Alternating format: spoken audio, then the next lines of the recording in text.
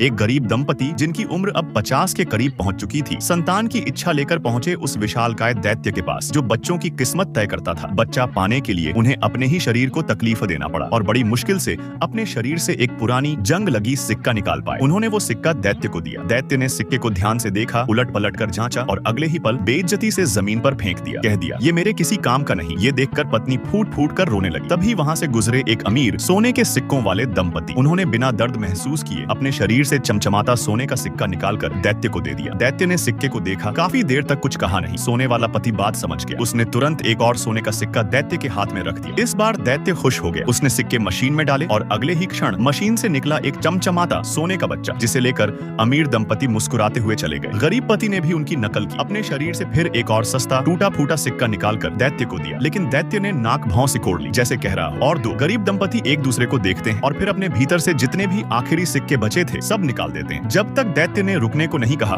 वे रुकते नहीं। आखिरकार जब उनके पास एक भी सिक्का नहीं बचा, दैत्य ने अनिच्छा से उन सिक्कों को स्वीकार किया और मशीन में डाल दिया। कुछ देर बाद मशीन से निकला एक टूटा फूटा कमजोर सा सिक्का बच्चा, वैसा ही जैसा उसके माता पिता थे। कहते हैं, यहाँ तक पढ़ने वालों को सिर्फ एक भेजना चाहिए ताकि आने वाले वक्त में किस्मत पलट जाए। दैत्य ने उस नन्हे बच्चे को घृणा से उनके हाथ पर फेंक दिया। गरीब दंपति फिर भी खुश थे कि उनका भी बच्चा है, वो भी आगे चलकर कुछ बड़ा करेगा।